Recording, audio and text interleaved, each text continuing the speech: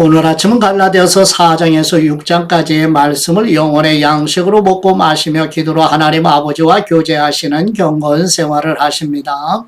오늘 갈라디아 성경 말씀의 핵심 내용은 사도 바울은 두 번째 복음 증거 사역 중에 고린도 교회에 1년 6개월 머물면서 첫 번째 복음 증거 사역 때 세워진 갈라디아 교회에 들어온 거짓 교사들의 유대 율법주의로부터 교회를 보호하고자 성령님 안에서의 삶에 대하여 갈라디아서를 기록해 보내고 있습니다. 사도행전 역사 기간 사도 바울의 두 번째 복음 증거 사역인 AD 50년에서 53년 사이에 이제 데살로니가 전서와 후서를 기록해 보내고 세 번째 갈라디아 성경 말씀을 기록해 보내는 내용, 역사적 시점을 마음에 두시고 이제 설명을 잠깐 나누도록 하지요.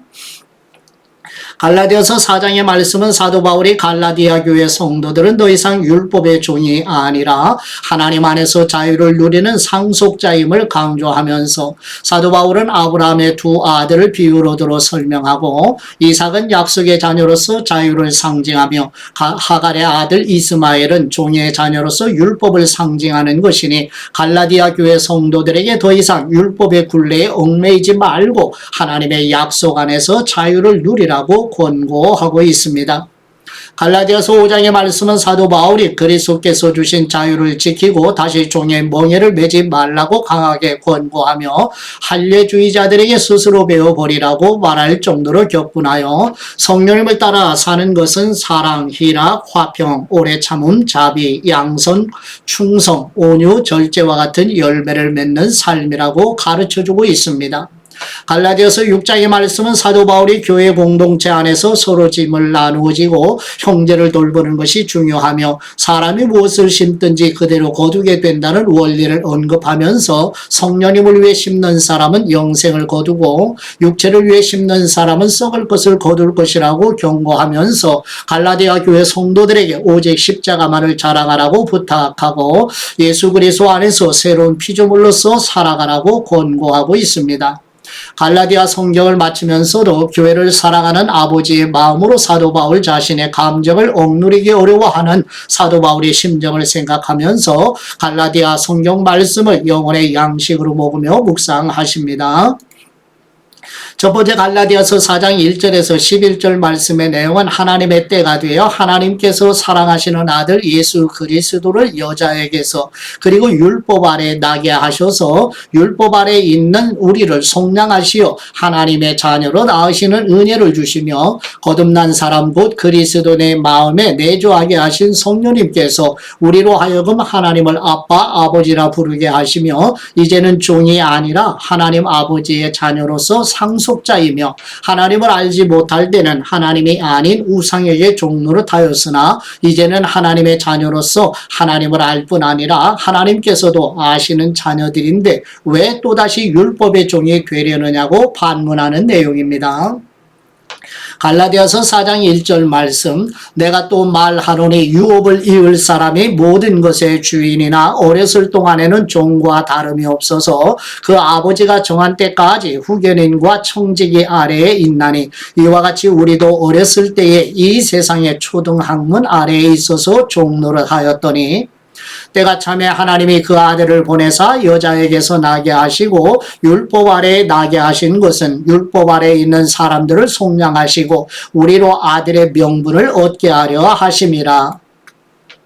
너희가 아들이므로 하나님이 그 아들의 영을 우리 마음 가운데 보내사 아빠 아버지라 부르게 하셨느니라. 그러므로 내가 이후로는 종이 아니요 아들이니 아들이면 하나님으로 말미암아 유업을 받을 사람이니라.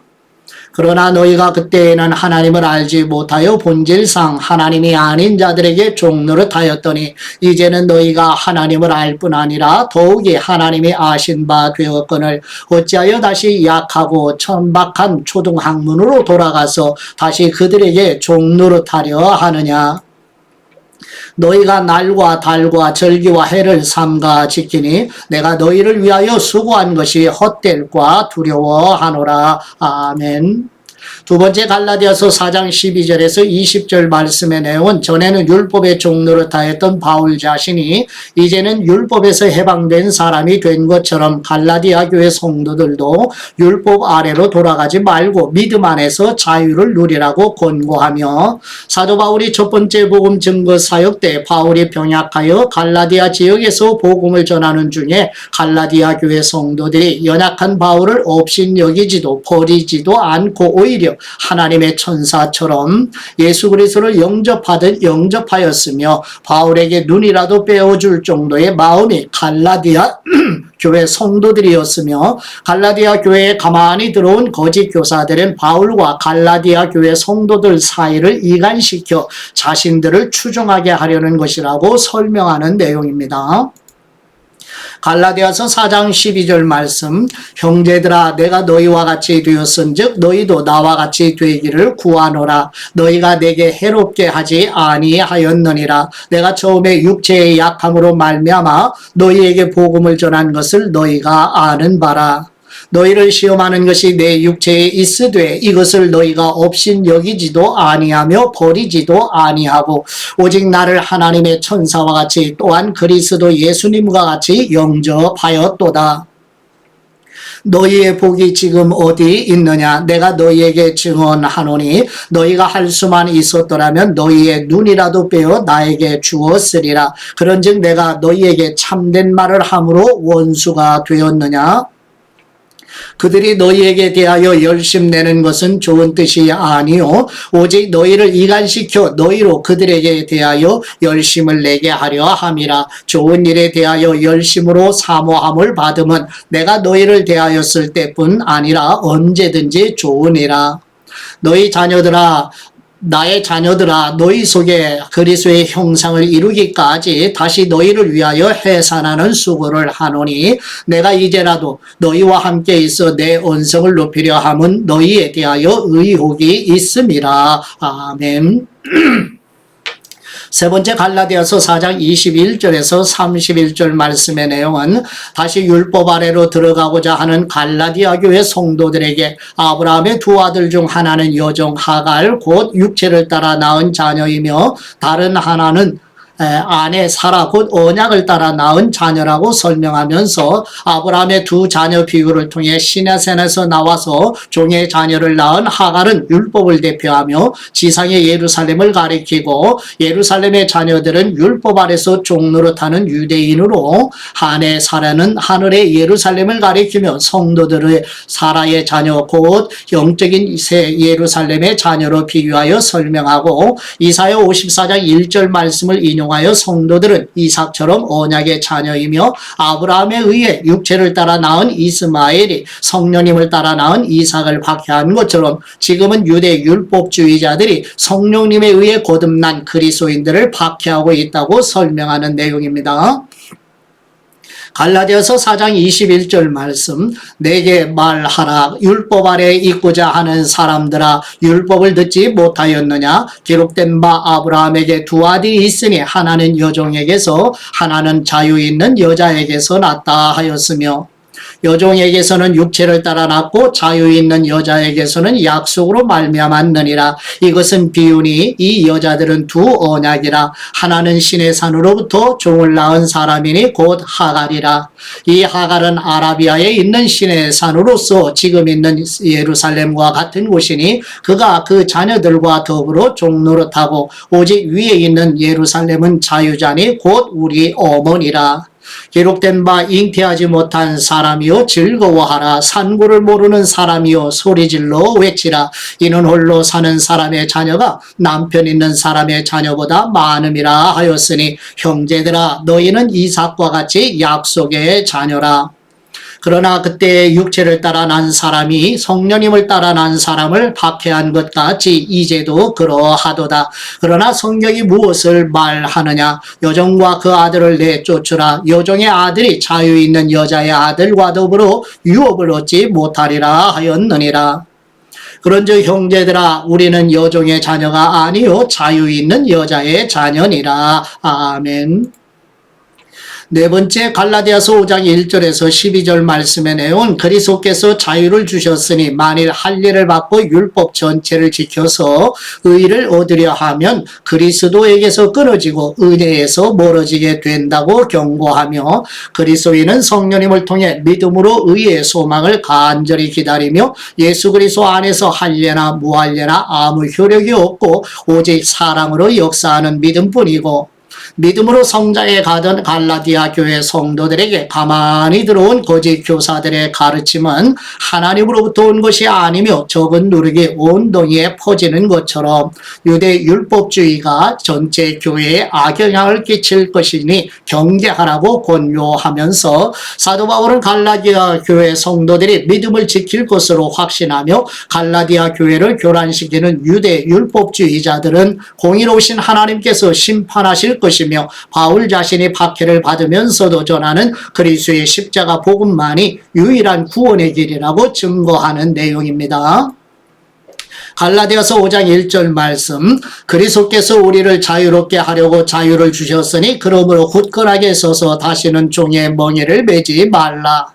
보라 나 바울은 너희에게 말하노니 너희가 만일 할례를 받으면 그리스도께서 너희에게 아무 유익이 없으리라. 내가 할례를 받는 각 사람에게 다시 증언하노니 그는 율법 전체를 행할 의무를 가진 사람이라. 율법 안에서 의롭다함을 얻으려 하는 너희는 그리스도에게서 끊어지고 은혜에서 떨어진 사람이로다. 우리가 성령님으로 믿음을 따라 의의 소망을 기다리노니 그리스도 예수님 안에서는 할례나 무할례나 효력이 없으되 사랑으로서 역사하는 믿음뿐이니라. 너희가 다름질을 잘 하더니 누가 너희를 막아 진리를 순종하지 못하게 하더냐. 그 권면은 너희를 부르신 분에게서 난 것이 아니니라. 적은 누룩이 온 동이에 퍼지느니라. 나는 너희가 아무 다른 마음을 품지 아니할 줄을 주님 안에서 확신하노라. 그러나 너희를 요동하게 하는 사람은 누구든지 심판을 받으리라. 형제들아 내가 지금까지 할례를 전한다면 어찌하여 지금까지 박해를 받으리요. 그리하였으면 십자가의 걸림돌이 제거되었으리니 너희를 어지럽게 하는 사람은 스스로 베어버리기를 원하노라. 아멘. 다섯 번째 갈라디아서 5장 13절에서 26절 말씀의 내용은 그리스도인들은 서로 섬기고 사랑하도록 자유를 주셨으므로 서로 헐뜯고 비난하면 모두 멸망하게 되니 조심하라고 권면하면서 그리스도인 안에 내주에 계시는 성령님께서 우리가 어디로 가야 할지 무엇을 해야 할지 가르쳐 주실 것이니 성령님이 인도하시는 대로 살면 육체의 욕심에 끌려다니지 않게 될 것이지만 거듭난 그리스도인 안에는 성령님께서 인도하시는 대로 살기 원하는 새 본성과 탐심을 따르는 죄의 옛 본성이 남아 있어서 이 두 힘이 우리를 끌고 가려 하기 때문에 계속하여 치열하게 영적인 싸움을 하게 되며 옛 본성대로 사는 삶의 열매와 새 본성대로 사는 삶의 열매를 대조하여 설명하면서 새 본성의 열매 곧 성령님께서 인도하시는 대로 사는 삶의 열매는 사랑, 기쁨, 화평, 인내, 친절, 선의, 충성, 온유, 절제이며 이런 것을 막을 율법은 없으며 그리스도에게 속한 사람은 육체 곧 하나님을 떠나 죄로 가득한 존재 속에 있는 탐심을 십자가에 못 박은 사람들이니 성령님께서 인도하시는 대로 살아가야 하며 잘난 체하거나 질투하거나 다투지 말고 겸손한 마음을 지키라고 권고하는 내용입니다. 갈라디아서 5장 13절 말씀 형제들아 너희가 자유를 위하여 부르심을 입었으나 그러나 그 자유로 육체의 기회를 삼지 말고 오직 사랑으로 서로 종노릇하라. 온 율법은 네 이웃 사랑하기를 네 자신같이 하라 하신 한 말씀에서 이루어졌나니 만일 서로 물고 먹으면 피차 멸망할까 조심하라. 내가 이르노니 너희는 성령님을 따라 행하라. 그리하면 육체의 욕심을 이루지 아니하리라. 육체의 소욕은 성령님을 거스르고 성령님은 육체를 거스르나니 이 둘이 서로 대적하므로 너희가 원하는 것을 하지 못하게 하려 함이니라. 너희가 만일 성령님의 인도하시는 바가 되면 율법 아래에 있지 아니하리라. 육체의 일은 분명하니 곧 음행과 더러운 것과 호색과 우상 숭배와 주술과 원수 맺는 것과 분쟁과 시기와 분냄과 당 짓는 것과 분열함과 이단과 투기와 술 취함과 방탕함과 또 그와 같은 것들이라. 전에 너희에게 경계한 것 같이 경계하노니 이런 일을 하는 사람들은 하나님의 나라를 유혹으로 받지 못할 것이요. 오직 성령님의 열매는 사랑과 희락과 화평과 오래 참음과 자비와 양선과 충성과 온유와 절제니 이 같은 것을 금지할 법이 없느니라. 그리스도 예수님의 사람들은 육체와 함께 그 정욕과 탐심을 십자가에 못 박았느니라. 만일 우리가 성령님으로 살면 또한 성령님으로 행할지니 헛된 영광을 구하여 서로 노엽게 하거나 서로 투기하지 말지니라. 아멘. 여섯 번째 갈라디아서 6장 1절에서 10절 말씀의 내용은 성령님의 인도하심을 따르는 성도는 교회의 지체가 죄를 지으면 온유하고 겸손한 마음으로 그가 바른 길로 돌아오도록 도와주고 자신도 그런 시험에 빠지지 않도록 주의하라고 권고하며 교회의 지체들이 서로 어려운 짐을 나누어지며 그리스도에게 복종하고 아무것도 되지 못하고 된 줄로 생각하는 것은 자신을 속이는 것이니 만일 잘한 일이 있으면 자신에게만 자랑할 일이지 다른 사람에게까지 자랑할 것이 못 된다고 설명하며 하나님의 말씀을 배우는 사람은 말씀을 가르치는 사람과 모든 좋은 것을 같이 나누고 육체의 욕심을 따라 심는 사람은 썩어질 것을 거두지만 성령님을 위하여 좋은 것을 심는 사람은 성령님께서 주시는 영원한 생명을 거두게 될 것이라는 내용입니다. 갈라디아서 6장 1절 말씀. 형제들아, 사람이 만일 무슨 범죄한 일이 드러나거든 신령한 너희는 온유한 심령으로 그러한 사람을 바로잡고 너 자신을 살펴보아 너도 시험을 받을까 두려워하라. 너희가 짐을 서로 지라. 그리하여 그리스도의 법을 성취하라. 만일 누가 아무것도 되지 못하고 된 줄로 생각하면 스스로 속임이라. 각각 자기의 일을 살피라. 그리하면 자랑할 것이 자기에게는 있어도 남에게는 있지 아니하리니 각각 자기의 짐을 질 것이라. 가르침을 받는 사람은 말씀을 가르치는 사람과 모든 좋은 것을 함께 하라. 스스로 속이지 말라. 하나님은 업신여김을 받지 아니하시나니 사람이 무엇으로 심든지 그대로 거두리라. 자기의 육체를 위하여 심는 사람은 육체로부터 썩어질 것을 거두고 성령님을 위하여 심는 사람은 성령님으로부터 영생을 거두리라. 우리가 선을 행하되 낙심하지 말지니 포기하지 아니하면 때가 이름에 거두리라. 아멘.